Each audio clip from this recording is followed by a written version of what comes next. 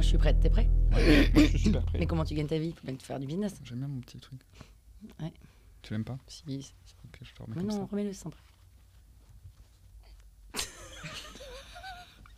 Bon, allez, c'est parti. Franchement, si t'as raconté des saloperies, You know notre me. ami, je me barre. You know me. Je me barre. From scratch. J'ai l'immense plaisir de recevoir Benjamin Prader. Benjamin Prader, c'est un médecin. Il est urologue, chirurgien-urologue. Il a donc fait beaucoup plus d'années d'études que la plupart d'entre nous. Benjamin Prader, c'est aussi un chercheur qui aime donc étudier, comprendre, dénicher, chercher pendant des mois et des mois pour trouver des solutions, des outils pour faire avancer le corps médical. Mais Benjamin Prader, en plus d'être une tête pensante, c'est aussi un faiseur, un amoureux de la précision, du détail, avec le souci de guérir des gens et de sauver des vies. Aujourd'hui, il est membre de l'Association française d'urologie, aka l'AFU, après avoir été président de l'Association française des urologues en formation, aka l'AFUF, rien que ça, c'est-à-dire les urologues de moins de 30 ans. Si je reçois Benjamin Prader aujourd'hui, c'est parce qu'en avril 2020, l'AFUF a fait appel à notre agence La Toile pour créer un podcast en B2B, c'est-à-dire à destination des étudiants internes. Aujourd'hui, le podcast a plus de 220 épisodes et on ne les compte même plus. En 2021, l'AFU nous a commandé un podcast de 40 épisodes à destination du grand public et je parle trop, donc je vais laisser Benjamin Prader nous en parler de ses projets. Benjamin, bonjour. Salut Pénélope. Je suis ravie de t'avoir parce que c'est pas tous les jours qu'on a un médecin en face de soi. Et je ne sais pas si tu sais, mais en fait, maintenant, ça fait 4 ans qu'on travaille ensemble et tu dois savoir que je suis un petit peu hypocondriaque. Juste un peu. Voilà, et donc j'ai des milliards de questions à te poser. Et plutôt que de t'appeler à des heures indues pour une relation comme ça de travail, je suis ravie de t'avoir en face et voilà, je vais te harceler de questions. Est-ce que tu es prêt? Je suis prêt. J'ai mal au ventre actuellement, non, je rigole. Non, on va commencer par un petit jeu. Qui est mon jeu préféré. Ouais. Je pense que tu pourrais aimer ce jeu, de ce que je connais un petit peu de toi. C'est le jeu du « tu préfères ». Oh punaise. Benjamin Prader, tu préfères faire de l'urologie toute ta vie, mais que personne ne vienne te consulter, parce que cette spécialité est trop méconnue et que personne ne va voir d'urologue?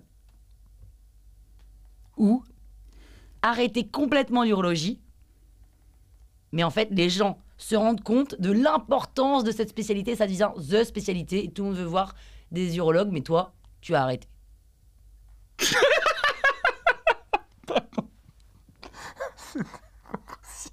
la question. Ok, pardon.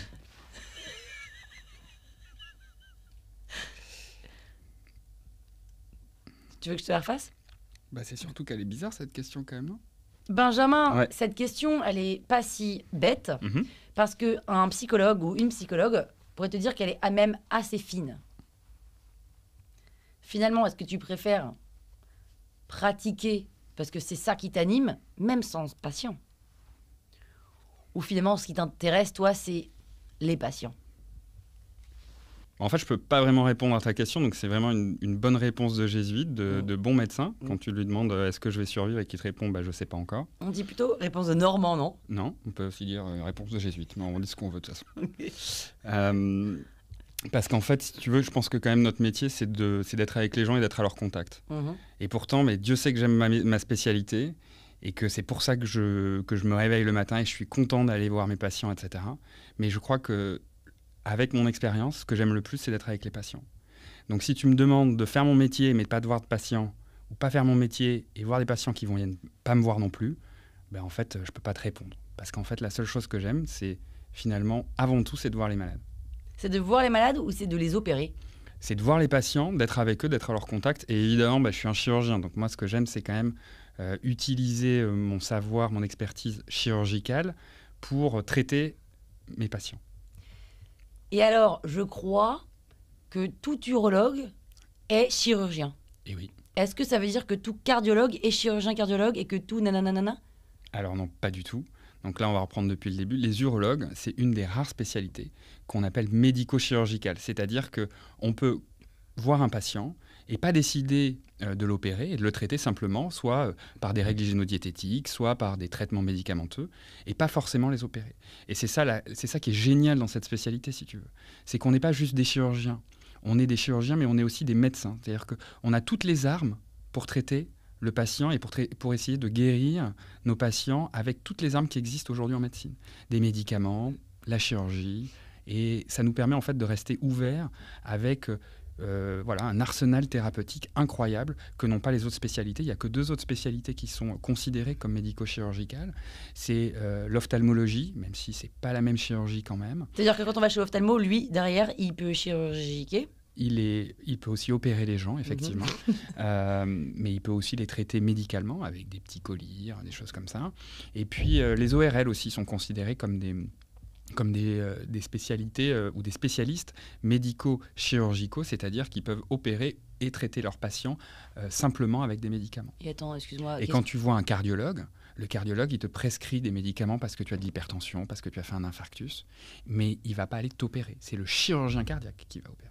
La grande force de l'urologie, c'est d'avoir conservé les 2 pans très importants de la médecine, la chirurgie et le traitement médical.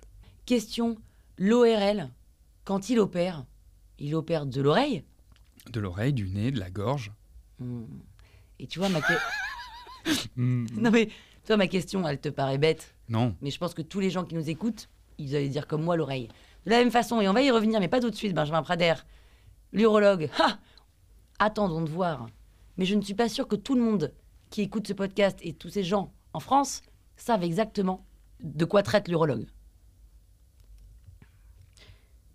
Et d'ailleurs, on va directement aller dans les rues de Paris, là. Je t'emmène dans les rues de Paris. Parce que je suis allée demander à Paris, à des gens, à des passants, s'ils savaient ou pas ce qu'était un urologue et à quoi il servait, entre guillemets. C'est pas pour le cerveau, non? Transit, je pense, non? De la santé sexuelle masculine des hommes. Que des hommes? Oui. Cerveau? Tout ce qui doit toucher la bite. En cas d'éjaculation précoce? Ça dépend, si c'est très médical, j'irais plutôt chez un sexologue. Eh bien, je crois que ça concerne plutôt les hommes, non? D'accord. Voilà, leur maladie, c'est un peu intime comme question. Un problème de prostate? Je dirais que je me sens pas encore concerné par ça. Vous avez pas d'urologue, vous? Non, j'ai pas d'urologue. Ah bon? Si, mais tout ce qui est bas du... Tout ce qui est bas du... Bref, alors, très intéressant. On a passé à peu près 1h30 dans les rues et on s'est rendu compte que, 1, les gens étaient gênés d'en parler. 2, ce qui revenait, c'était que c'était les organes génitaux de l'homme. 3, il y en a qui disaient que c'était le cerveau. Alors, je pense qu'ils ont confondu avec neurologue, mais ça veut donc dire qu'ils n'ont aucune notion de urologue. Et tous ces gens-là, on en a interrogé 50, n'avaient pas d'urologue. Et c'est c'était un échantillon d'hommes et de femmes entre 25 et 70. Lunaire, non? Incroyable. Donc, Benjamin, une bonne fois pour toutes, est-ce que tu pourrais, s'il te plaît, nous dire de quoi s'occupe l'urologue? Et oui, alors déjà, la première chose, c'est qu'effectivement, neurologue et urologue, c'est pas de bol. Ça se ressemble un petit peu. On fait toujours la blague, ah ouais, c'est le cerveau des hommes, il est en bas, donc on dit urologue, machin, etc. Donc non. Non, mais en revanche, ce qui est quand même intéressant, excuse-moi, psychologiquement parlant, c'est que ça se ressemble. Non, neurologue et urologue. Alors évidemment, l'urologie, on va le voir, n'est pas que liée au sexe masculin, mais on dit parfois que l'homme pense avec son sexe, donc peut-être qu'il y a une sorte d'amalgame entre la neurologie et l'urologie. Bon, je place ça là. Voilà, la beauté de la langue française. Voilà. Non, en fait, l'urologie, c'est la spécialité qui s'occupe de toutes les voies urinaires et de toutes les maladies qui sont en lien avec les voies urinaires. Et donc, toi comme moi, on a 2 reins, normalement, une vessie. Et déjà, rien que ça nous permet de dire, l'urologue, il va s'occuper des gens qui ont 2 reins et une vessie. Donc finalement, autant d'hommes et de femmes, normalement, ont les reins et une vessie. Et donc l'urologue, effectivement, on voit plus d'hommes en consultation, de façon générale. On va dire que c'est 60 à 70% d'hommes en fonction des sous-spécialités dans l'urologie, mais il y a aussi énormément de pathologies que les femmes ont et viennent voir des urologues. Exemple. Et moi, j'ai des collègues qui ne voient que des femmes. Il y a l'urologie de la femme, c'est un pan de l'urologie incroyablement vaste et dans lequel il y a plein de pathologies. Les cystites, les coliques néphrétiques, l'incontinence urinaire, alors, descente d'organes. La descente d'organes, ce qu'on appelle le prolapsus. Toutes ces choses-là sont des maladies qui touchent que les femmes, et c'est de l'urologie, et donc finalement elles vont voir un urologue. Et après il y a toutes les pathologies qui touchent et les hommes et les femmes, et c'est les coliques néphrétiques. Je suis sûr que tu connais quelqu'un qui a déjà fait une colique néphrétique parce qu'il buvait pas assez d'eau. C'est quoi la différence avec les calculs? C'est la même chose. D'accord. Donc c'est les calculs, alors on dit calcul, colique néphrétique, lithiase, etc. Donc les cailloux dans les reins, grosso modo, et puis malheureusement tous les cancers. Les cancers du rein, les cancers de l'urtère, c'est ce petit tuyau qui va du rein à la vessie, ou les cancers de la vessie, et ces cancers-là, ils touchent à la fois les hommes et les femmes. On parle très souvent, avec le mois de novembre, du cancer de la prostate, du cancer des testicules. Effectivement, ça touche que les hommes. Et le cancer de la prostate, c'est le premier cancer de l'homme dans le monde. Mais en fait, les hommes, c'est pas 100% de... Un urologue ne veut pas dire, c'est pas le gynécologue de l'homme.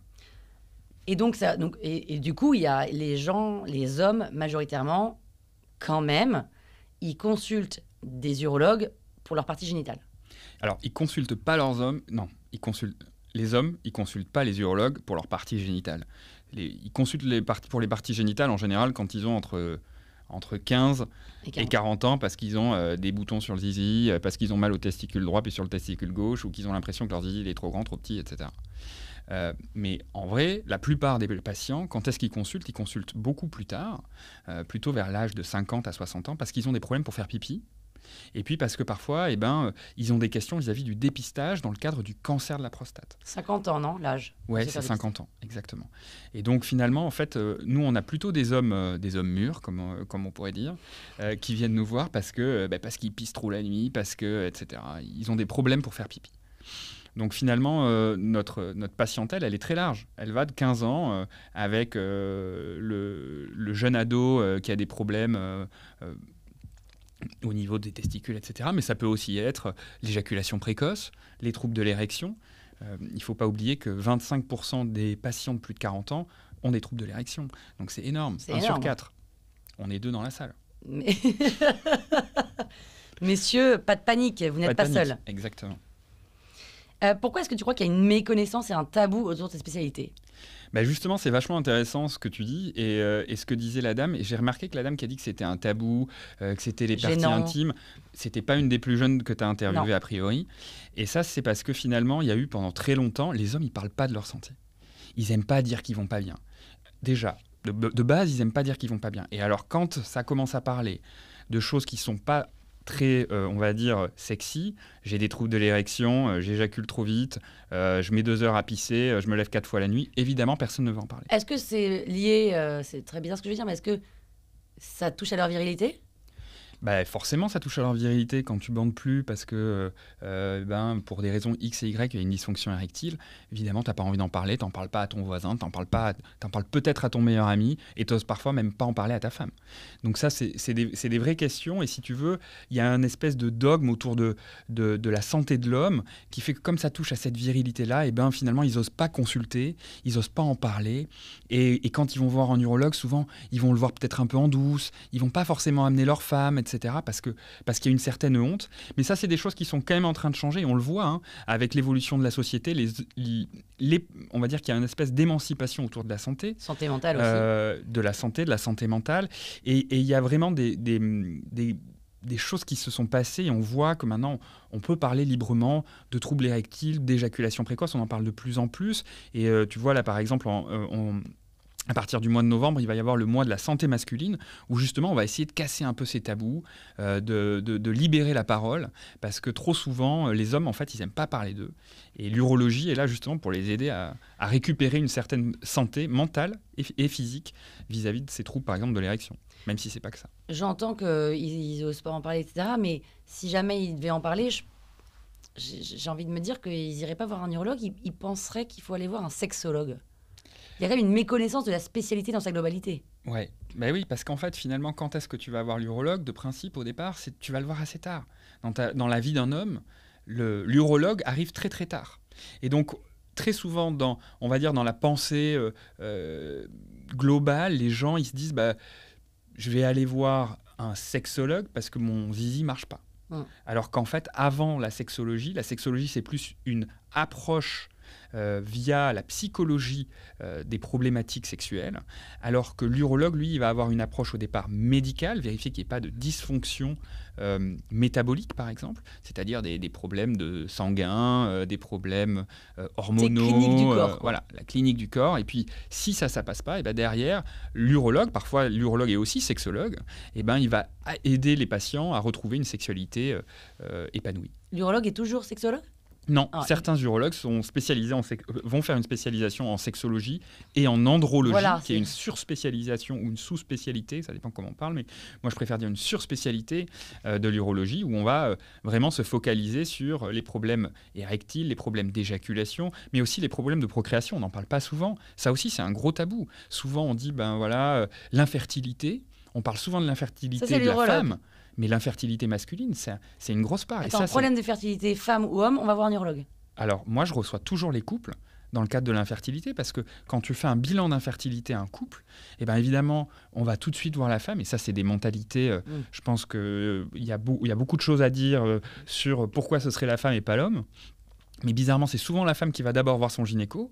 Et puis le gynéco lui dit il faut peut-être aussi que votre mari, il aille voir l'urologue. Et là, on fait des analyses, notamment des analyses du sperme, pour vérifier s'il a des spermatozoïdes qui vont bien, etc. Parce qu'il y a des pathologies qui donnent des problèmes de fertilité qui ne sont pas dus à la femme, mais qui sont dus à l'homme. Et ça, par exemple, c'est un gros tabou encore aujourd'hui dans la société. Mais ça, la femme, s'il y a des problèmes de fertilité, c'est gynécologue ou urologue, la femme? La femme, c'est le gynéco. Ah. Mais c'est pas facile aussi, vos histoires. Et non, Pénélope, je suis désolé, mais quand on parle de fertilité, on parle d'un couple.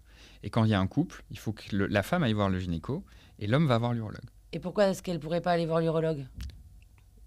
Parce que le gynécologue est spécialisé dans les pathologies liées à la femme, alors que l'urologue, dans le cadre de la procréation médicalement assistée, ou en tout cas de l'infertilité, il est spécialisé au départ dans les problématiques liées à l'homme. Oui, mais c'est pour ça que du coup, pour une cystite récidivante, moi je me dis, je vais voir ma gynéco. Erreur. Bah oui, mais sauf que erreur. Et donc là, c'est la cystite, c'est une infection de la vessie. Si tu as une vaginite, tu vas voir ta gynécologue. Si tu as une vaginose, tu vas voir ta gynécologue. Oh là là là là. Mais si tu as une vaginoule, tu vas voir ton urologue. Mais si tu as une cystite, en fait, c'est le pipi qui brûle, c'est pas ton vagin. Et donc à ce moment-là, c'est le pipi, c'est l'urologue. Très bien. L'urologue, c'est le docteur du pipi, c'est facile. Tout ce que touche la pisse, c'est l'urologue. D'accord. Très bien. J'avais besoin de faire... c'est pas grave. C'est quoi le ranking de l'urologie en école de médecine? Alors, on parle de l'internat, c'est ça que s'appelle l'école de médecine, ouais. Donc alors pardon, tu fais une fois que tu dois choisir ta spécialité. Ouais, c'est ça. Donc en fait, il y a un concours à la fin des études de médecine. Combien de temps? Après combien de temps de l'école Après 6 ans. Ouais. En 6e année, en fait, il y a un concours. Alors, c'est encore ça, on ne parlons pas des modalités, mais en gros, il y a un concours et on décide de sa spécialité. Le ranking de l'urologie est plutôt bon. Hein. On n'est pas dans les premiers, mais on est dans le top 10 des spécialités les plus choisies, exactement. D'accord. Et donc, celui qui serait mauvais et qui avait choisi l'urologie, il ne peut pas l'avoir. Exactement. C'est quoi? Tu peux me faire le top 10? On ne peut pas dire mauvais, mais celui qui a raté son concours, oui, voilà. parce que c'est pas forcément un mauvais médecin, oui. On n'est pas là pour parler de ça, mais celui qui a raté son concours, peut-être qu'à cause de son rang, de son classement national, il pourra pas avoir il pourra pas choisir la spécialité d'urologie. Tu peux me faire le top 10, la rapidos? Non, je l'ai pas en tête, mais je peux te dire en gros, il y a évidemment les ophtalmos. C'est le premier, ça. C'est dans les premiers, les ophtalmos, la médecine interne, la dermatologie, la radiologie, la chirurgie plastique. Anesthésie, non? Anesthésie, pas trop. Ah ouais. Voilà. Mais là, je t'ai dit ophtalmo, radiologie, dermatologie, médecine interne et chirurgie plastique. Déjà, ça, c'est souvent les plus pris. Tout le monde veut ça. C'est souvent les meilleurs souvent demandent ce type de spécialité. Ah, d'accord. Pour plus rien faire après?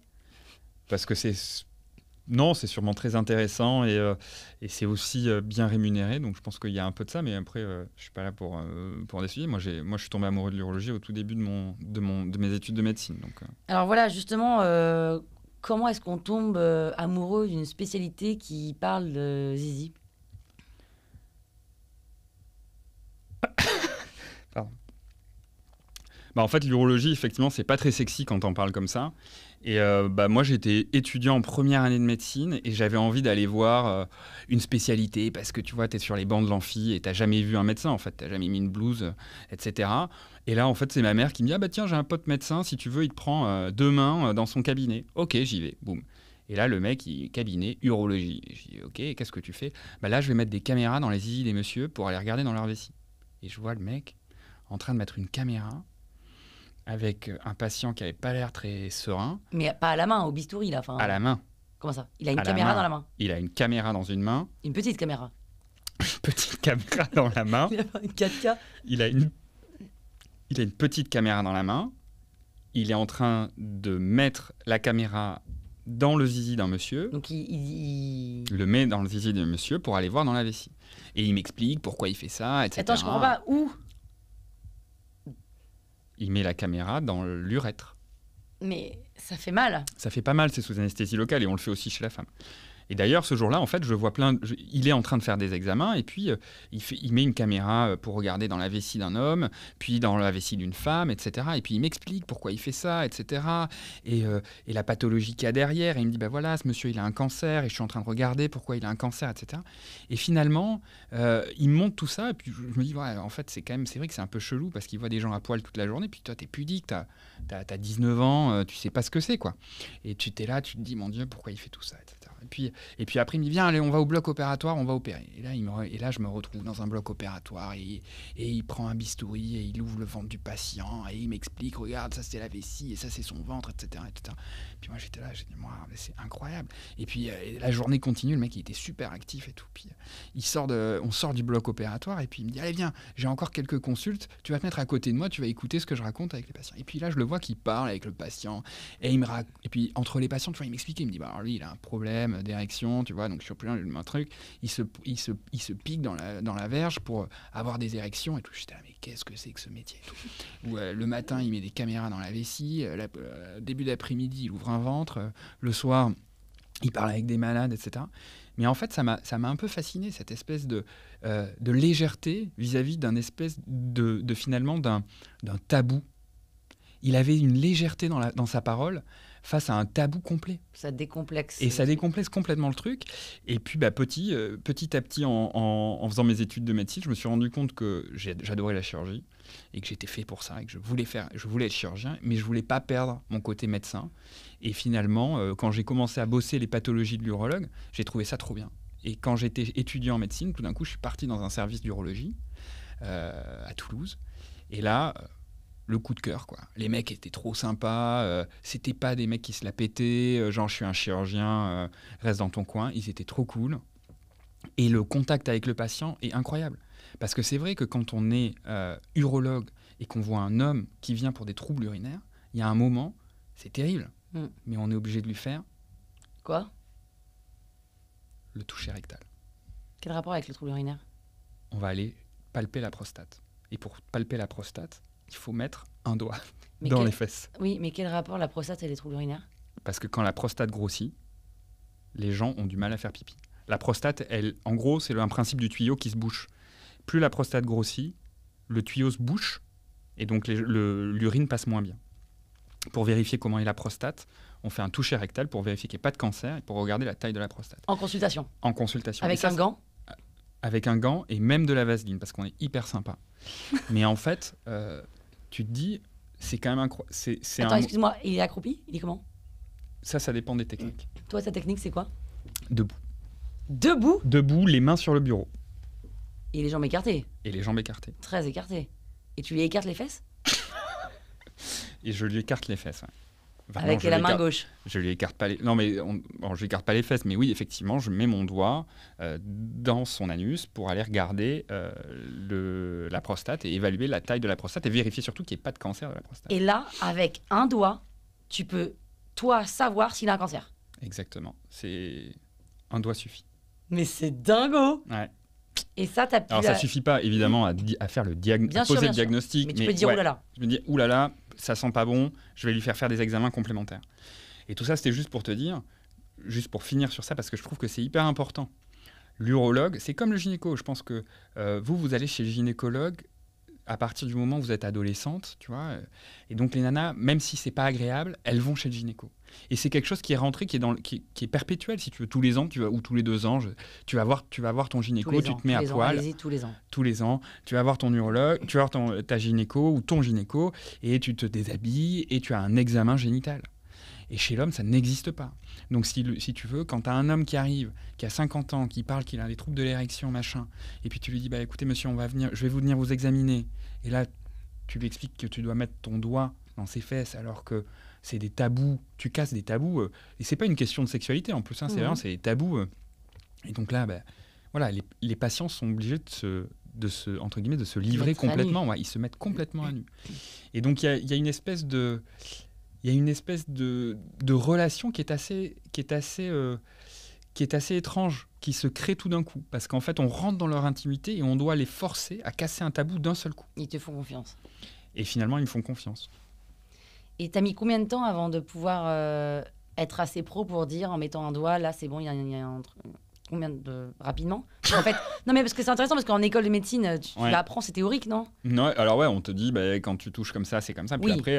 après, quand tu es étudiant en médecine, tu vas examiner les patients, tu te présentes, tu dis bonjour, je suis étudiant en médecine, est-ce que je peux vous examiner la prostate? En général, tu as quelqu'un qui te dit, bah, lui, le monsieur, il est malade, il a un cancer de la prostate, va voir. Demande-lui de l'examiner, vérifie si tu trouves le cancer, etc. etc. Et puis c'est comme ça. Et puis c'est à force de faire des examens qu'on apprend. Mais évidemment, maintenant, on le fait de plus en plus, si tu veux, quand les étudiants en médecine, aujourd'hui, ils apprennent sur des faux, en fait, à faire des touchés rectaux pour reconnaître quand il y a un cancer, quand il n'y a pas de cancer, les grosses prostates, etc. Et alors, la prostate est une zone érogène, hein? La prostate est une zone érogène, oui. Et donc, que se passe-t-il quand tu mets un doigt pour toucher la prostate de ton patient? Il se passe absolument rien, parce que les patients ne sont pas du tout dans un contexte de sexualisation. Et toi non plus? Et moi non plus, effectivement, ouais. C'est quoi le sujet le plus fréquent des consultations? Genre là, aujourd'hui, tu as passé ta journée à consulter. C'était quoi les consultes, quoi, en fait, ça, c'est hyper difficile de répondre à ça, parce que dans l'urologie, il y a tellement de choses qu'après, on se surspécialise un petit peu. Donc, si je fais de l'urologie générale, on va avoir des gens qui vont venir pour une vasectomie. Ça, tu vois, c'est un truc qui explose en France. En français? La vasectomie, c'est du français. Et c'est important que tu saches ce que ça veut dire. Moi, je sais, mais j'aimerais que tu expliques aux auditeurs ce que c'est. La vasectomie, c'est une contraception définitive de l'homme. C'est le fait d'aller sectionner le conduit déférent, que j'appelle l'autoroute de spermatozoïdes, qui permet d'alimenter le sperme en spermatozoïdes. Et donc, on coupe ces petits conduits. Mais ce n'est pas irréversible. Mais c'est considéré comme définitif et irréversible, même s'il existe des techniques de réversion, mais qui ne sont pas valables à 100%, c'est-à-dire qu'il n'y a pas de 100% de succès, donc on ne peut pas considérer la vasectomie comme réversible, mais c'est pour ça qu'on dit que c'est une contraception définitive. Tu vois, il y a des gens qui vont venir pour une vasectomie, d'autres qui vont venir parce qu'ils ont un trouble de l'érection. Et puis, après, il va y avoir des patients, tu vois, entre 40 et 70 ans qui ont du mal à faire pipi, qui font pipi trop souvent, qui font pipi trop longtemps, avec un jet tout faible, etc. Et puis, des gens qui viennent parce qu'ils ont un cancer et tu les suis ou tu les traites pour leur cancer de la prostate, du rein, parce qu'ils ont fait une colique néphrétique, etc. Donc, aucune journée se ressemble? Aucune journée se ressemble, mais ça, je pense que c'est le propre de tous les médecins. Enfin, quoi, j'espère. Peut-être qu'il y a des spécialités où les sujets sont moins variés. C'est vrai. Mais c'est vrai que l'urologie a cette chance-là, c'est qu'on peut voir une multitude de pathologies différentes dans la même journée. Ouais. Il y a des suspicions sur les médecins qui prendraient des photos de sexe des patients quand ils sont opérés. Est-ce que tu peux nous parler de ça? Non, parce que je pense que c'est des voilà. Si c'est arrivé, c'est des cas isolés et très clairement, on peut pas faire ça et il n'y a pas de raison de dire suspicion. C'est pas... Il se passe quoi pendant une anesthésie générale? Parce que nous, on est dans les vapes là, à ce moment-là. Il y a combien de personnes? Alors ça, tu vas me dire, ça dépend de l'opération, ok, mais il y a combien de personnes autour de nous? Est-ce que vous parlez de tout et de rien? Est-ce que vous êtes hyper concentrés? C'est génial, nous, on ne saura jamais parce qu'on est endormis. Il y a toute une petite vie qui se passe tout d'un coup quand on t'endort, tu vois, autour de toi, tout d'un coup, là. C'est comme la fourmilière qui arrive tout autour de toi. Il va y avoir l'anesthésiste, l'infirmier anesthésiste, parfois l'étudiant anesthésiste ou l'interne d'anesthésie. Et puis, il y a l'infirmière qui va être aide opératoire, la circulante, c'est-à-dire l'infirmière qui va aller chercher ce qu'il faut pendant l'intervention. Et puis, il y a le chirurgien, parfois un assistant de chirurgien, un interne, un étudiant, ça dépend si tu es dans un hôpital ou dans une clinique. Mais tout d'un coup, il se retrouve à avoir 3, 6, 7, 8 personnes qui vont être tout autour de toi, juste pour avec un seul objectif, faire en sorte que l'intervention chirurgicale qui va être faite sur le patient soit soit un succès. Ok, mais qu'est-ce qui s'y passe ? Est-ce que vous parlez d'autre chose ? Est-ce que c'est quoi, alors en fait ça dépend évidemment de la chirurgie, mais il y a toujours... Et ça dépend de la chirurgie, ça dépend aussi des caractères du chirurgien. Souvent, le chirurgien, j'aime pas dire que c'est le chef d'orchestre parce que c'est pas du tout le cas, mais c'est un peu lui qui donne quand même le tempo. Le ton. Ouais, c'est lui qui donne le ton pendant l'intervention. Si tu as une intervention où voilà, il y a des enjeux, il y a des risques, parce que le patient il est compliqué, parce que l'intervention elle est délicate pour plein de raisons, évidemment qu'on va pas parler de ce qu'on a fait dimanche après-midi avec les copains. Par contre, après, effectivement, l'objectif, c'est quand même aussi de mettre une atmosphère de confiance, de mettre une atmosphère agréable, parce que la chirurgie, ça demande beaucoup de concentration, mais ça demande aussi justement que l'atmosphère qui soit autour de toi, elle soit relâchée. Et donc, effectivement, ça peut arriver de parler pendant que tu fais les petites tâches, c'est-à-dire pas pendant qu'on est en train d'opérer, mais pendant qu'on prépare le patient à la chirurgie, finalement, on va peut-être parler de ce qu'on a fait la veille, etc., de pourquoi le malade il est là, parce on a découvert ci, etc., etc. Et est-ce qu'il y en a qui travaillent en musique ?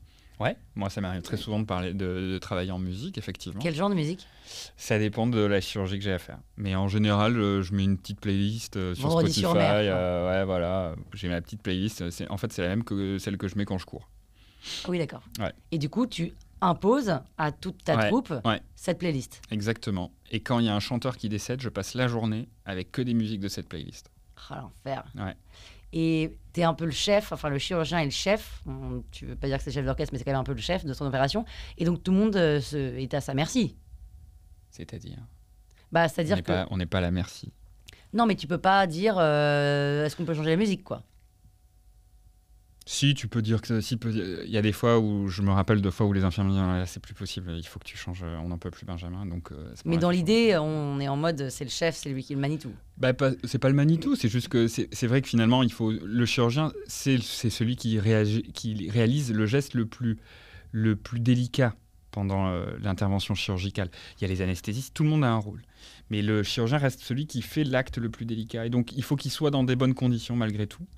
Mais effectivement, moi ça m'arrive de dire qu'est-ce que vous avez envie d'écouter ? Ah non, mais on n'aime pas ta musique. Est-ce que tu peux mettre, je sais pas moi, de la chanson française des années 80 ? Et là, c'est parti, quoi. Benjamin, moi je suis une femme. Ouais, ça j'arrive à l'imaginer jusque-là. J'ai donc eu quelques aventures. C'est d'ailleurs comme ça que je connais le corps des hommes, parce que finalement, c'est pas avec les dessins d'anatomie qu'on arrive à comprendre quelque chose, parce que franchement, c'est imbitable, sans mauvais jeu de mots. Et donc, j'ai vu des choses. J'ai roulé ma bosse, quoi. Et donc, est-ce que tu pourrais me donner des petites explications sur les cas que j'ai vus, d'où ça vient et pourquoi ? Je sais pas si je vais arriver à tout expliquer, mais on va essayer. Ouais. Ok. Donc, notamment, un homme avec un seul testicule. D'où ça vient et quelles sont les conséquences ? Un seul testicule, 2 grosses options, parce que je suis pas devin.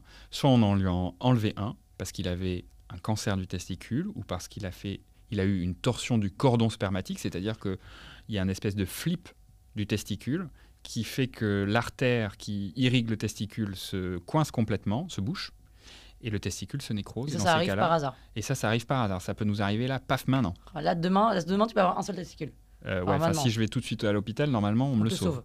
Ah, donc le mec a mal géré, quoi. Ça peut arriver. Et puis, deuxième option. La deuxième option, c'est un testicule qui est jamais descendu. Parce qu'en fait, au niveau embryonnaire, on va pas refaire l'histoire du corps humain, mais en gros, les testicules, ils descendent. Au début, ils sont dans le ventre et ils descendent dans les testicules, dans le scrotum. Les testicules descendent dans le scrotum, plutôt. Et parfois, ça arrive qu'il y a un testicule qui reste en hauteur. Quand t'es enfant. C'est pour ça qu'on palpe les testicules chez les enfants et qu'on vérifie qu'ils sont bien dans les bourses.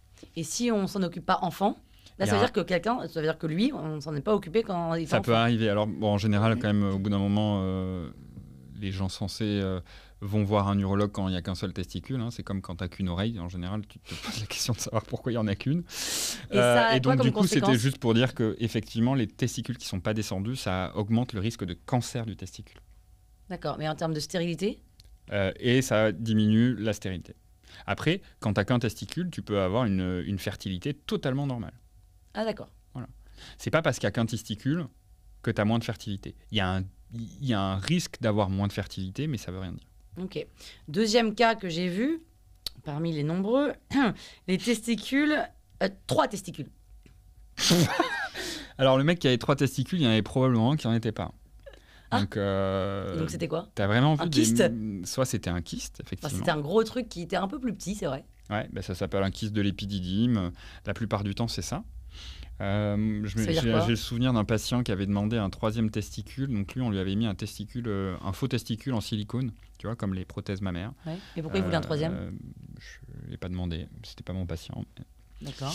Voilà, mais sinon non. De façon générale, il n'y a pas 3 testicules. Quand il y a une 2e boule, il faut s'inquiéter déjà, pour voir si ça n'avait pas arrivé depuis longtemps, parce que ça peut être un cancer du testicule.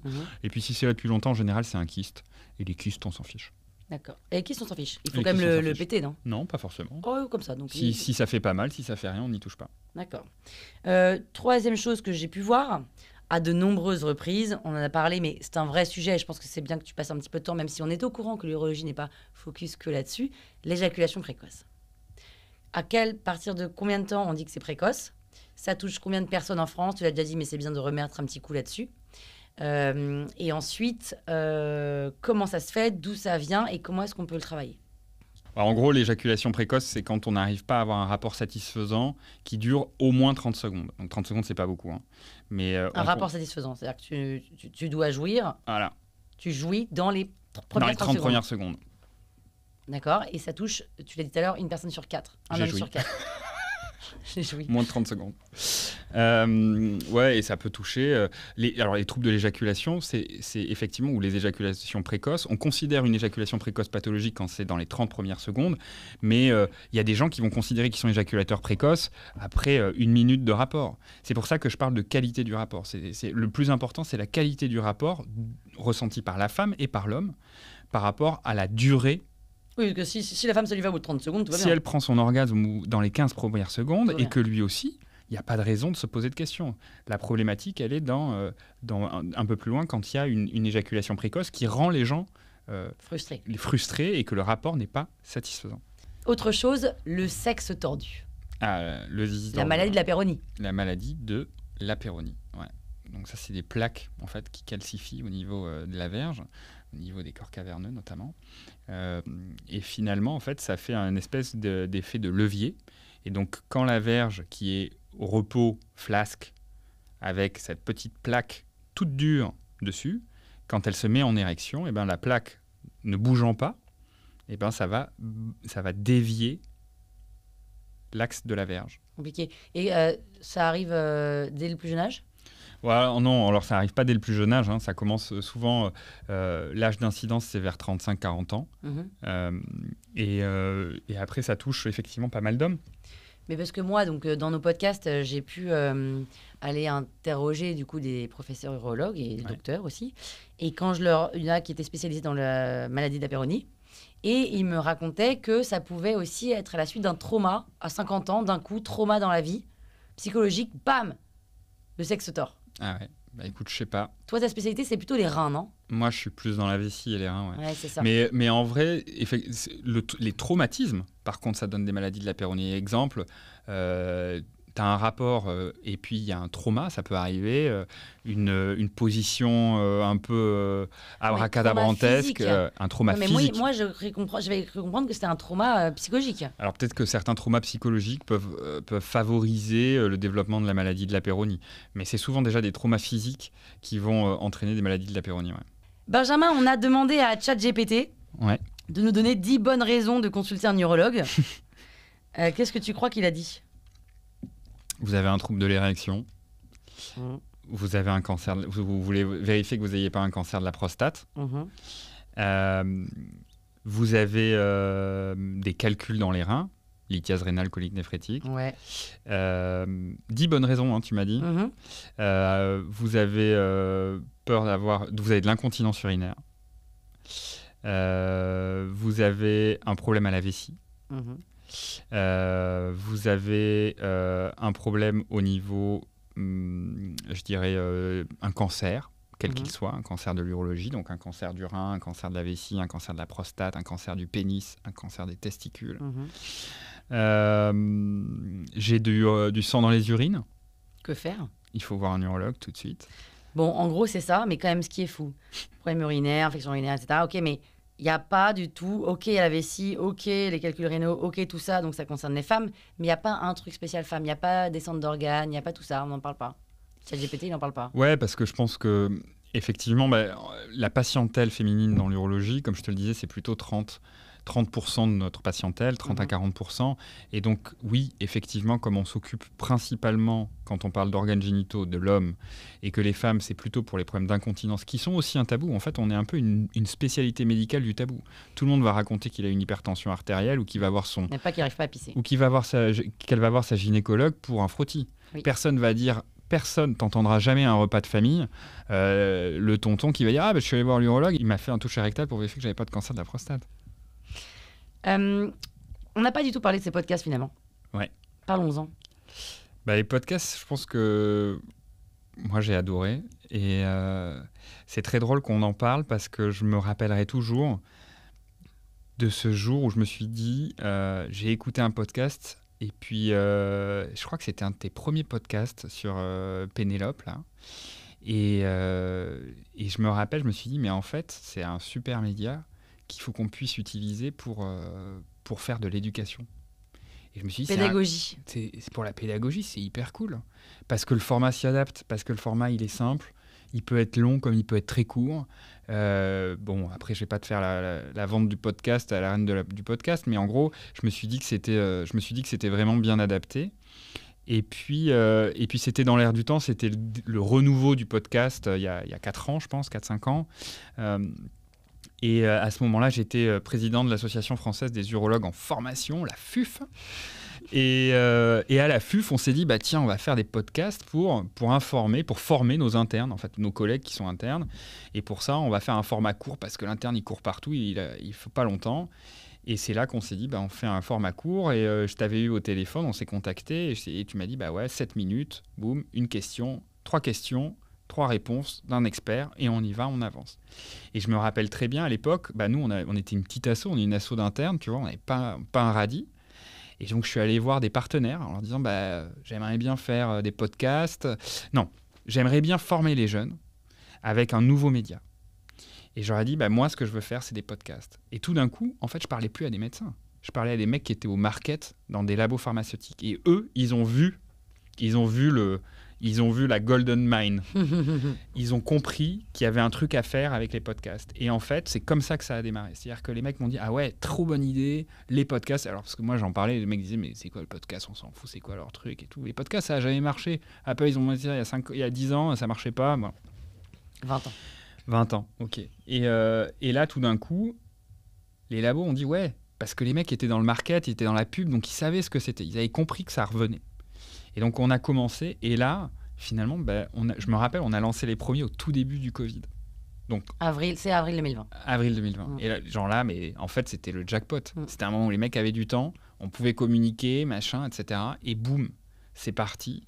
Et je me rappelle, les premières semaines, on avait le plus d'écoutes sur les podcasts scientifiques, médicaux, sur les plateformes, sur Deezer, devant toutes les autres, etc.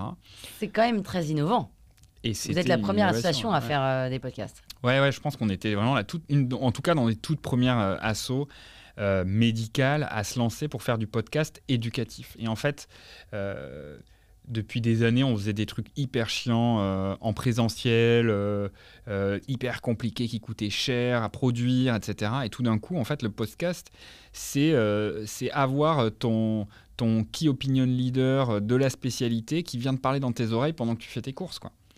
Et je pense que ça a vraiment changé les choses de réaliser qu'en fait, on pouvait utiliser tous les médias pour faire de l'éducation. Et en santé, c'est un truc incroyable. Et on a fait ensuite, avec l'AFU, un autre podcast plutôt grand public. Ouais. Ça, c'est un vrai sujet, la communication dans la santé grand public. On va écouter un petit morceau. Un podcast de l'Association française d'urologie. Avoir du sang dans le sperme, c'est inhabituel et donc, quand ça arrive, ça peut impressionner. Mais rassurez-vous, dans la plupart des cas, il s'agit d'un souci temporaire et bénin. Le terme pour désigner la présence de sang dans le sperme, c'est l'hémospermie. Et pour en trouver la cause, il faut remonter à la source du sperme. Les testicules n'en produisent qu'une toute petite partie. 95% du sperme vient en fait de la prostate et des vésicules séminales qui sont ces petites glandes qui se trouvent juste derrière la prostate. Et donc, lorsqu'on a du sang dans le sperme, c'est souvent de ces endroits-là que vient le problème. La raison principale, c'est une inflammation de la prostate ou de ses vésicules séminales. On parle alors de spermatocystite, qui est l'infection des vésicules. Comme quoi, les femmes ne sont pas les seules à avoir des cystites, même si ces cystites-là n'ont rien à voir avec les spermatocystites. Voilà pourquoi ça vaut le coup de consulter. Donc l'objectif, c'était de vulgariser toutes ces notions, de détabouiser, de décomplexer, de donner l'information au grand public, plutôt qu'ils aillent taper sur Doctissimo et tomber sur des informations erronées. Exactement, ouais. Et je pense que ça a été le début d'une nouvelle aventure qu'on a, ou en tout cas d'une nouvelle vision qu'ont les médecins de façon générale, et encore plus en urologie, comme on le disait, si tu veux, c'est quand même une spécialité de tabou. On parle que de tabou. Entre les cancers, les organes génitaux et les infections, grosso modo, 80% de nos pathologies, elles sont tabous. Et là, tout d'un coup, on ouvre la porte au fait que, ah ouais, on peut en parler, ah d'accord, je comprends mieux, ah en fait, j'ai les mots, c'est-à-dire que je dis plus neurologue, je dis urologue, et je sais pourquoi, en fait, ce qui m'arrive, qu'est-ce que je peux faire? Et je peux aller voir un médecin, je peux en parler à mon médecin traitant, etc. C'est extraordinaire, c'est précieux. Et donc finalement, moi je trouve que le contenu médical à viser grand public, c'est majeur, parce que c'est justement parce que tu n'as pas forcément envie d'aller sur Doctissimo, et que quand tu dis sans sperme Doctissimo, tu as plus envie de courir aux urgences en hurlant que tu vas mourir demain, plutôt que d'aller voir un urologue. Et justement, donc la communication dans la santé, c'est un vrai sujet, notamment grand public. Comment on fait quand on a une association et qu'on n'a pas de fonds illimités pour communiquer sur sa spécialité, pour prévenir, pour guérir, pour sensibiliser? C'est toute la stratégie de communication grand public, c'est-à-dire que effectivement, on n'a pas l'argent, on n'est pas une grande entreprise, on n'est pas Coca-Cola qui va sortir sa nouvelle boisson. Donc l'idée, je pense que c'est deux choses. Un, c'est de s'adresser très simplement, parce que le grand public, il a besoin de messages très clairs et très simples. On n'a pas besoin d'expliquer l'origine du monde. On a juste besoin d'expliquer au patient, j'ai un symptôme, je vais en parler. Oui, pourquoi, comment? Ouvrir la porte à la parole, à expliquer, et puis aller voir le bon praticien. Et puis la deuxième chose, je pense, c'est de savoir communiquer avec les outils de son temps. Et ça, c'est quelque chose qui est difficile en médecine parce qu'on n'est pas habitué, on n'est pas des marketeurs, on n'est pas dans la com, on ne se rend pas compte du prix que ça coûte, on ne sait pas comment il faut faire. On n'a pas les clés, on n'a pas les outils, on n'a jamais été formé à ça. On n'a même pas été formé à parler dans un entretien. Ni même à envoyer un mail. Ni même à envoyer un mail. Donc en fait, je crois que ce qui est très important, c'est de se rendre compte qu'il faut utiliser les outils de son temps, de son époque. Alors, est-ce que c'est tout d'un coup les podcasts? Est-ce que c'est les vidéos sur Instagram, les stories, les TikTok, etc. Mais je pense que le but, c'est d'être proche des gens pour pouvoir les toucher. Et pour ça, il y a effectivement donc utiliser les bons médias et utiliser des messages forts et impactants. C'est-à-dire qu'il faut être aussi dans la digression. Il faut qu'on puisse de temps en temps un peu choquer, alerter. Il y a tellement d'informations maintenant, il y a une espèce de flux, on ne sait plus quoi chercher, quoi regarder, quoi écouter. Donc il faut avoir à la fois une crédibilité, et ça je pense que ce qui est bien, c'est quand c'est des formats grand public traités par des associations d'experts. Et puis en même temps avoir ce côté décalé qui va permettre de se faire remarquer au sein de l'ensemble des médias qu'on peut avoir. Est-ce qu'il y a quelque chose que tu as envie d'ajouter pour dire aux gens d'aller voir des urologues, pour les sensibiliser à tous ces hommes-là qui nous écoutent? Moi, à part leur dire, les gars, si vous avez près de 50 ans, allez vous faire dépister, c'est juste un doigt dans les fesses. C'est juste un doigt dans les fesses, c'est une prise de sang, ouais. C'est rien, un doigt dans les fesses, c'est une prise de sang pour éviter en fait un cancer. Ça va, tout le monde va s'en remettre. Ouais. Pensez aussi que c'est potentiellement une zone érogène, donc bon, voilà. Et t'as quoi à dire pour essayer de les sensibiliser sérieusement? C'est grave un cancer de la prostate, Benjamin. Est-ce qu'on peut mourir d'un cancer de la prostate? On peut mourir d'un cancer de la prostate. Est-ce qu'on peut ne pas mourir d'un cancer de la prostate? Ouais, c'est ça. En fait, aujourd'hui, un cancer de la prostate, ça peut être grave quand c'est pris trop tard, quand ils sont très agressifs. Mais la plupart du temps, aujourd'hui, on a assez de thérapies pour augmenter l'espérance de vie de façon très importante. Et il y a même des cancers de la prostate qu'on ne traite pas, qu'on surveille simplement. Si je devais rajouter un truc, je pense que c'est un peu d'ouvrir la parole des hommes sur leur santé, parce que je pense que c'est, tu vois, on parle beaucoup du féminisme, du fait qu'il faut mettre les femmes en avant, etc. Octobre Rose, et moi je suis à fond dessus, tu vois. Mais en même temps, finalement, tout ce qui est santé et hommes, on n'en parle jamais. De plus en plus, Movember, tout ça, santé mentale. Il n'y a que Movember. Oui, il n'y a que Movember. Il n'y a que Movember. Mais de plus en plus, il y a des associations pour libérer la parole et tout. Il y a des associations pour libérer les paroles. Mais aujourd'hui, c'est vrai que finalement, c'est tabou pour un mec de parler de sa santé. Et que ce soit les cancers ou que ce soit les troubles de l'érection, de l'éjaculation, alors que ça ne devrait pas forcément l'être et qu'il y a vachement de solutions pour les aider. Donc voilà, donc je pense que l'idée, si je devais juste dire un truc, c'est vraiment de considérer que, en tant qu'homme, on a le droit d'avoir des petits pépins.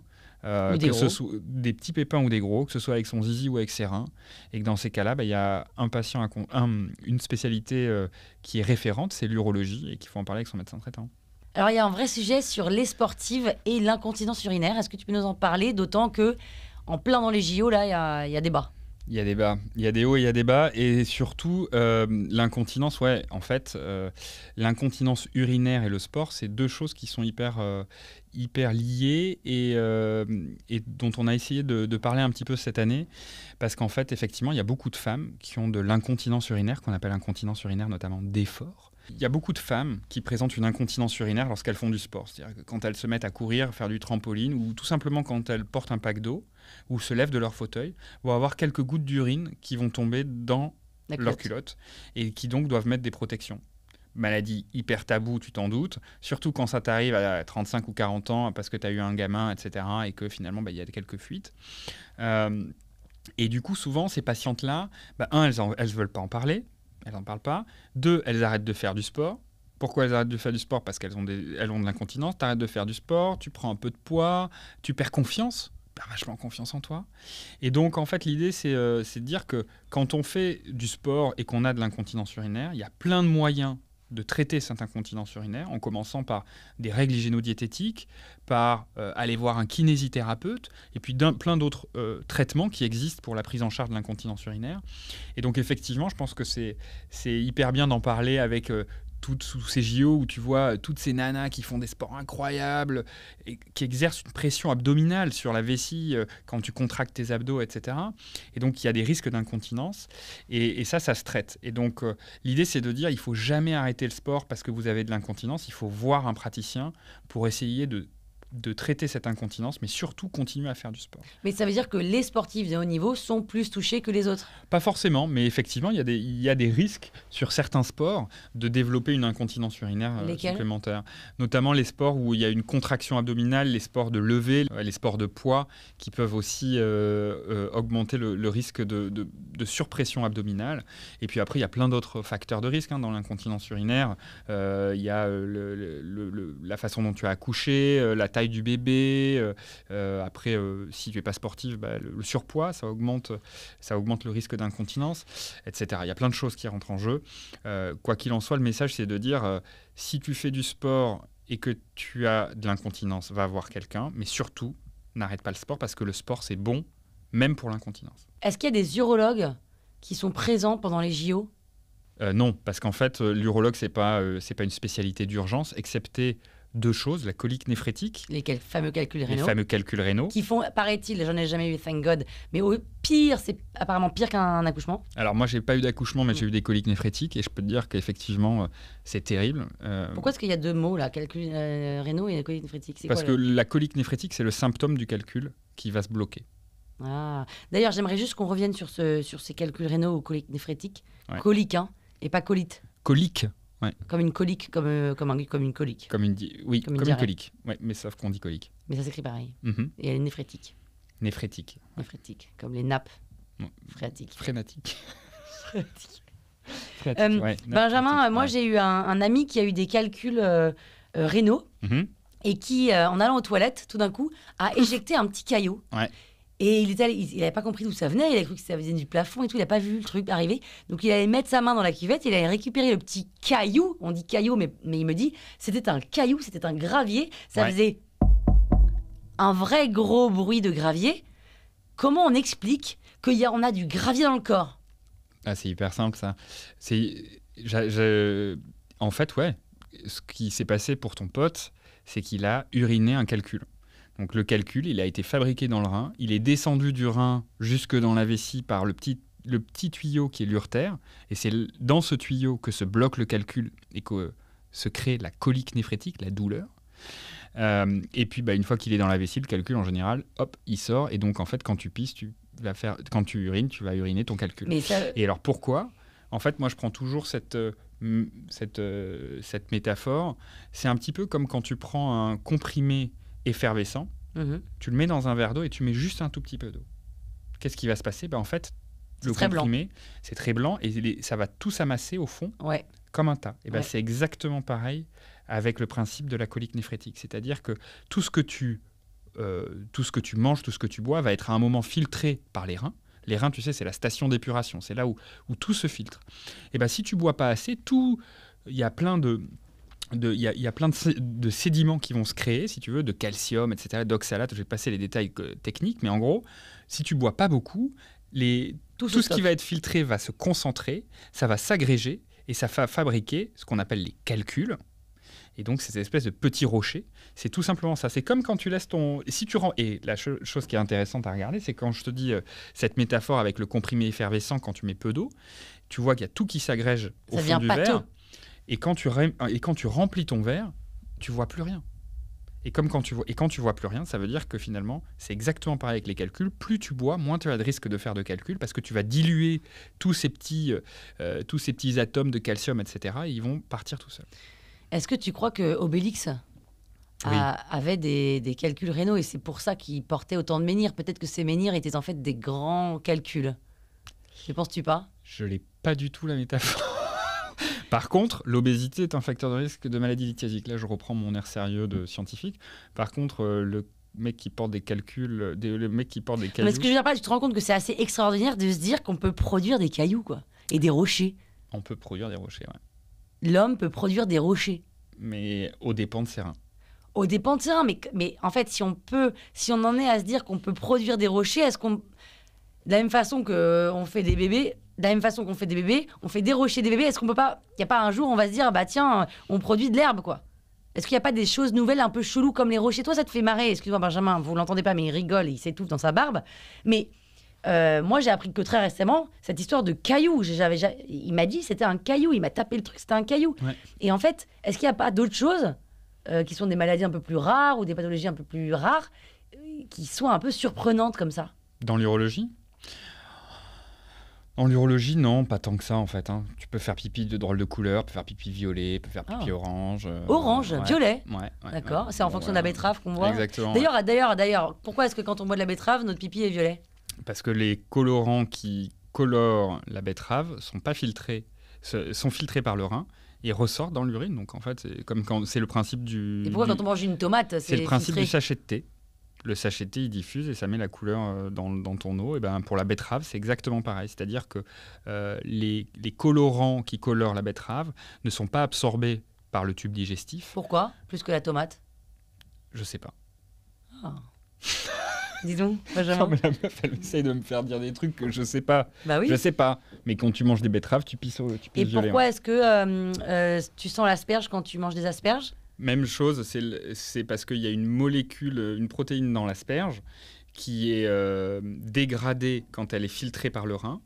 Et du coup, en fait, elle sort dans l'urine et elle donne cette odeur très particulière à l'urine. Il y en a d'autres comme ça, qu'on ne connaît pas bien, mais qui ont des odeurs ou des choses un peu bizarres ? La cystite, l'infection urinaire, ça pue. Ah, d'accord, ok. Ouais, t'as jamais remarqué quand t'as une cystite quand t'as des infections urinaires que les urines en général elles sentent mauvais ? Je n'ai pas de cystite. Pour les femmes qui ont des cystites, souvent un des premiers symptômes, c'est de dire tiens, ça sent pas bon. Ou alors c'est concentré, c'est pas joli, etc. Mais souvent ça sent pas très bon et ça c'est souvent un signe d'alerte que certaines bactéries qui prolifèrent dégagent ces odeurs qui sont très particulières et très spécifiques. Benjamin, j'ai envie de rester des heures avec toi. Hein, Richard, on a envie de rester des heures avec lui, non? Je crois que c'est surtout parce que tu es hypocondriaque. Bah oui, mais en fait, au moins, si tu me donnes toutes les réponses. Et il y a un autre sujet quand même, j'aimerais... cet épisode va durer très longtemps, mais je trouve ça très intéressant. On n'a pas tous les jours la chance d'avoir un médecin à ses côtés. Hein. J'aimerais me marier avec un médecin, mais je le saoulerais, je pense, un peu trop.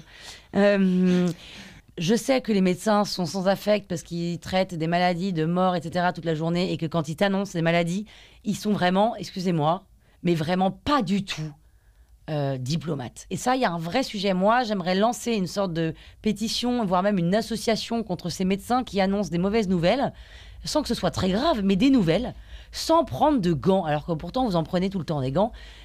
Pourquoi? Alors, pas pourquoi, je le sais pourquoi, mais en fait, il y a un moment, faites attention. Vous mettez des barricades et des barrières et gna pour pas être touché. Et au final, c'est les patients que vous désensibilisez, quoi. Ouais. Alors, c'est intéressant ce que tu dis. Je suis pas tout à fait d'accord avec ton point de vue, évidemment. Mais Benjamin, quand je t'annonce des choses, parfois, oh là là, j'ai un bouton sur la main, tu me dis oui, fais gaffe, tu risques d'avoir un cancer de la main. Je me dis, c'est pas très délicat de m'annoncer ça, j'ai peur. Je crois que la dernière fois que tu m'as dit ça, c'était pour me montrer une piqûre de moustique. Mais effectivement, je pense qu'on peut essayer de discuter après de ces problèmes-là.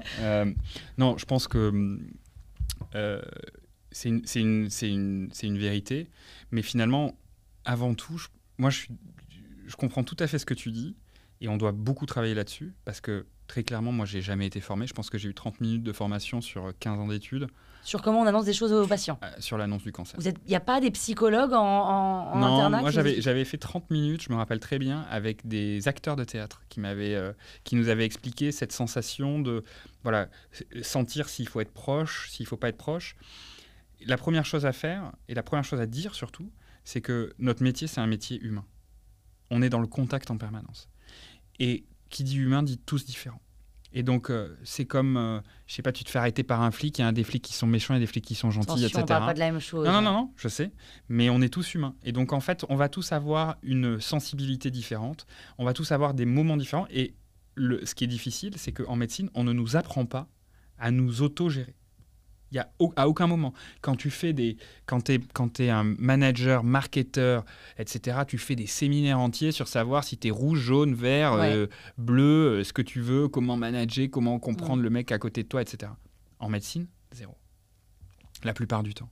Et donc, effectivement, c'est avec l'expérience, c'est avec la sensibilité de chacun qu'il va y avoir ça. Et donc, c'est possible de rencontrer parfois, je pense, des praticiens qui vont avoir moins d'empathie ou en tout cas moins de sensibilité.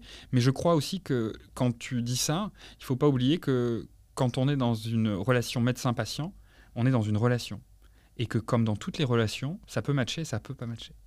Et donc, effectivement, je pense qu'il y a des gens, moi, j'en suis persuadé, avec qui, quand je parle, je suis pas sur le bon canal. Je peux pas t'expliquer pourquoi, mais j'en suis sûr. Et par contre, il y a des patients, c'est le match. Et je me rends compte que je suis sur un canal dans lequel on peut parler très librement, très facilement. Et je sais qu'il me comprend. Et finalement, j'arrive à dire beaucoup plus de choses. Et ça, c'est là aussi la beauté de notre métier, parce que tu vois, tu es tout le temps dans l'adaptation.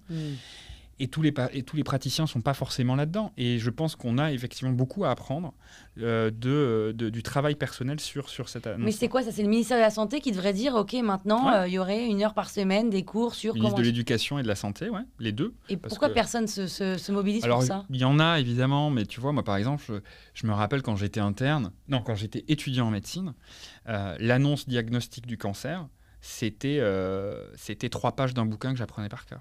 Non, mais donc j'apprenais par cœur à annoncer un cancer. Mais personne ne m'avait dit, en fait, alors on te dit, il faut apprendre avec empathie, en prenant le temps, en respectant. Donc que des phrases un peu bateau, mais la vraie vie, de se retrouver face à quelqu'un. Ça, c'est très difficile. Mais c'est finalement la beauté de la médecine, c'est que c'est aussi avec l'expérience. Tu fais ton expérience. La première fois que tu annonces un décès, 80% des gens vont pleurer derrière dans le médecins. Mais bien sûr, la première fois que tu as un patient que tu vois, que tu accompagnes en fin de vie et qui va décéder et tu vas annoncer le décès à la famille, évidemment, qui a une larme, qui a une émotion. Ouais, mais moi, c'est voilà, moi, je suis amoureuse de la médecine, enfin pas de la médecine, non, et des médecins, de ce qu'ils font, et j'aime cette dedication, quoi, ce dévouement de leur vie, parce qu'ils bossent comme des dingos, vous bossez comme des tarés à vouloir guérir et sauver des vies. Et à la fois, tous ceux que j'ai rencontrés, hein, ils sont vraiment, je trouve qu'il y a un truc, t'as envie de presque dire, sans cœur. En fait, c'est des cas marketing comme moi, ce serait un cas client, quoi. Écoutez, c'est comme ça, votre marque, elle n'est pas assez bien positionnée, on va la retravailler, boum. Et je trouve ça tellement dommage que vous n'arriviez pas à lier ces deux choses. Ok, ouais. Je pense que ça dépend. Je pense que tu es un peu dur avec tout. Non, parce que je te dis ça, mais encore hier, une de mes copines me raconte un truc avec son gynéco, l'autre avec son dermato. Je dis, mais c'est la journée des médecins connards, quoi. Ouais. Qui annoncent très mal les choses, qui disent, oui, bah écoutez, c'est comme ça, allez voir quelqu'un d'autre si vous n'êtes pas content. Enfin, tu sais, les mecs mal lunés. Bah ouais, mais c'est parce qu'on est des êtres humains. Bah ouais, mais en face. Ça t'arrive quand. Oui, mais sauf que le problème, c'est que tu peux. En tant que patient, on a tendance à se dire, moi, j'accepte pas que le mec me parle pas bien. Oui. Et quand tu es à la terrasse de ton café et que le serveur est un gros con, Oui. tu dis juste, c'est un gros con, je me barre. Oui. Et oui. Mais là, on a besoin de vous. Oui, mais On a besoin de vous. sauf que le serveur et le dermato, à la fin de la journée, ils peuvent avoir exactement les mêmes problèmes chez eux ou dans leur taf. Je veux bien, mais vous avez choisi ce travail pour dédier votre temps. Ouais, mais et on donc... peut pas être tout le temps pareil. On est des êtres humains. Désolé, Péné, hein, ça peut nous arriver d'être énervé. Merci beaucoup, Benjamin. J'ai une dernière question qui est finalement un tu préfères. C'est un jeu. La boucle est bouclée. Est-ce que tu préfères que cet épisode qui est assez génial ne sorte jamais? Ouais. Ou alors qu'il sorte, et il est génial, hein, mais que personne ne l'écoute jamais? La première. Tu préfères que cet épisode ne sorte jamais? Ouais, parce que j'ai passé un bon moment. Ça me suffit. Merci, Benj. Salut. J'en peux plus, il fait chaud. Hein. Alors, c'était sympa? Mhm.